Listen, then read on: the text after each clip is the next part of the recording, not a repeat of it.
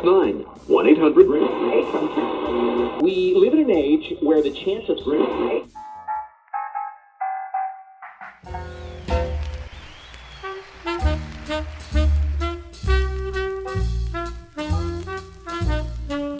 sounds incredibly complex. It sounds like students, you need to have abilities that span.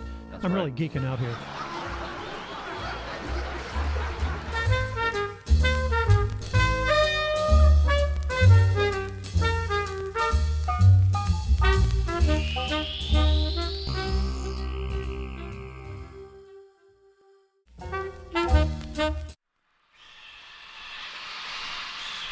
Up in the sky!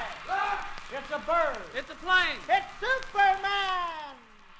Why can't I just fly my own drone and just start flying around the neighborhood and maybe fly it to the next neighborhood? And then you start thinking of aircraft and, you know, the regulations that you're talking about that need to be in place for all this stuff to kind of work. And it does make sense that that's going to take a long time. So the regulatory piece has not caught up with the technology. And we see that with a lot of emerging technologies. I mean, look at what's been going on with Uber, with, you know, New York regulating Uber licenses.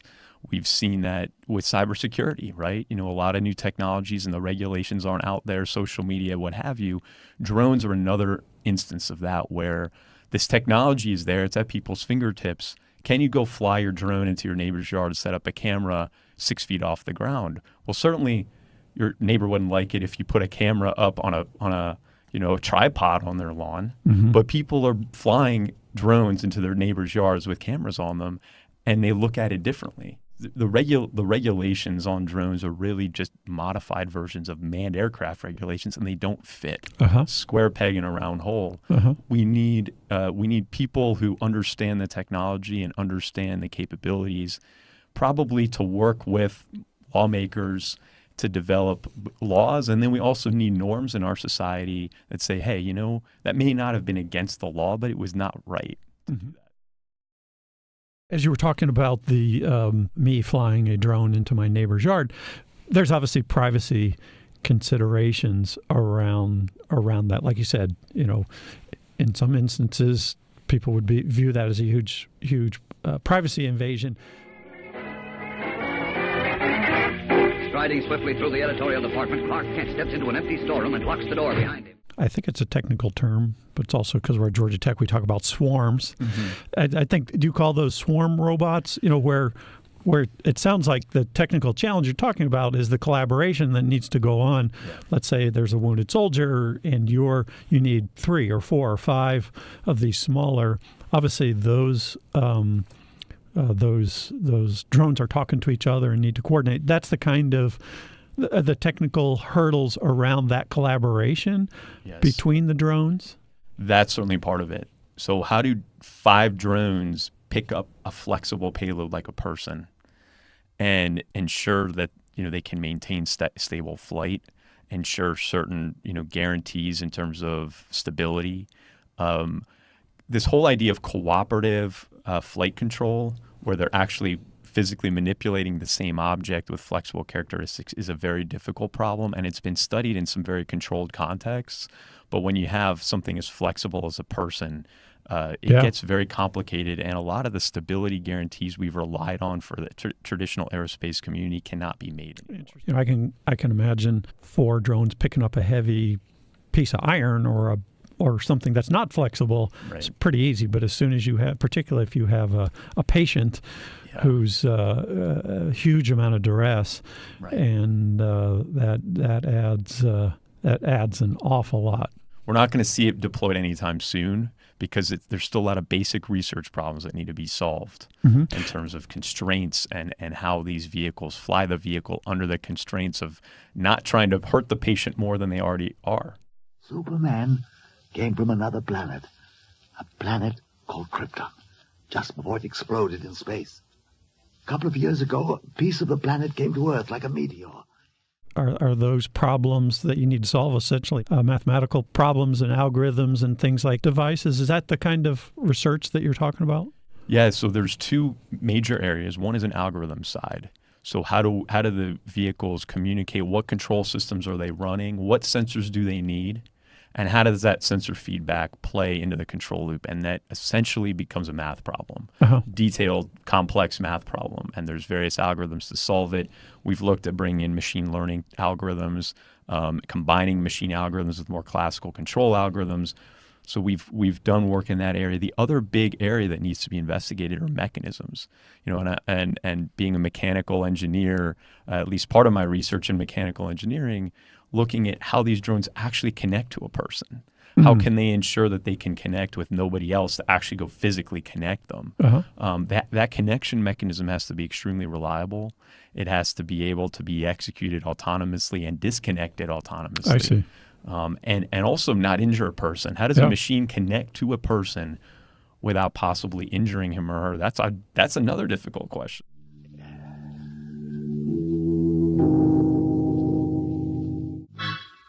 I'll be on top of the world again.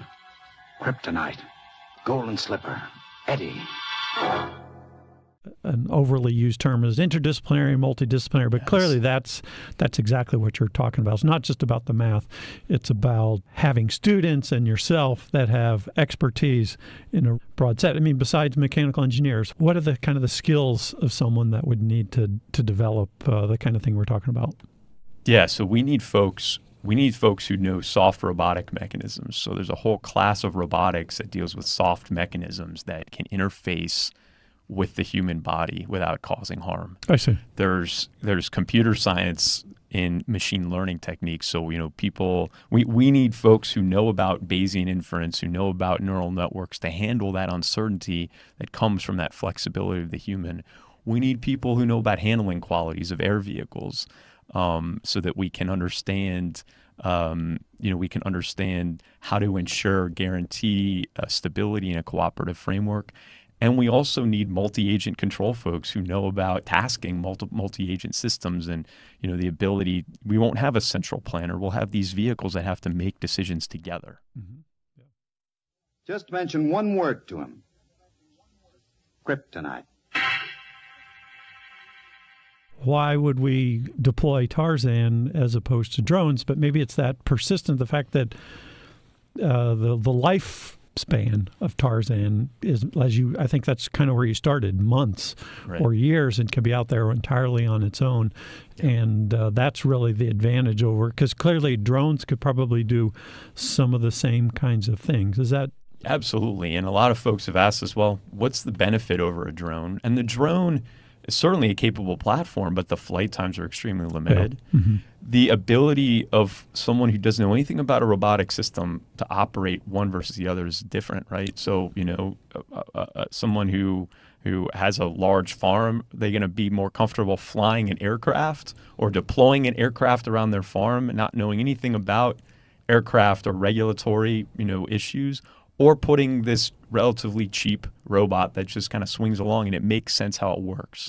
So we think that barrier to entry leans a little bit more toward these types of cheap brachiating robots.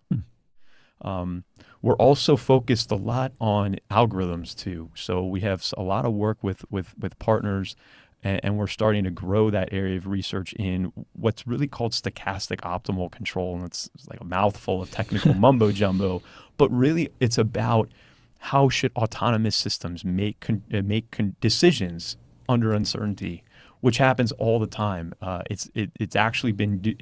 These decision-making algorithms have been used in the finance community for years in terms of where to sell. But for autonomous vehicles, the autonomous vehicles of the future, they're not going to have Google Maps telling them where to go. They're going to have a vision sensor that's going to have to figure out what they're looking at. And so they're going to need these control algorithms that say, hey, I'm uncertain about where I am or what to do, but I still need to make a decision. What's the optimal decision I should make? So we're working on that. And what I'm seeing is a lot of the ideas that we started in our lab, and we worked on them a little bit, they're starting to pay off where we're seeing those applications. We're able to push them toward experiment more.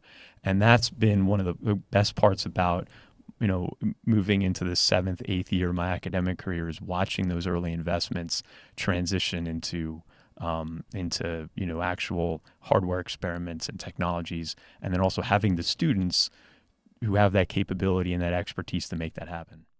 Now, up to the window. Out and away!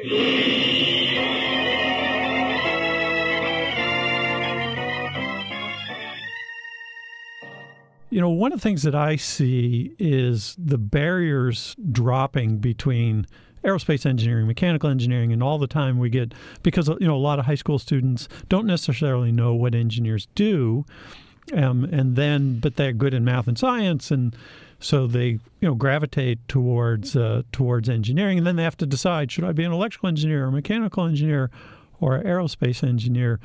What would you say to those students? I know what I say to those students, but I want to hear what you have to say to the students. Does it matter to those students?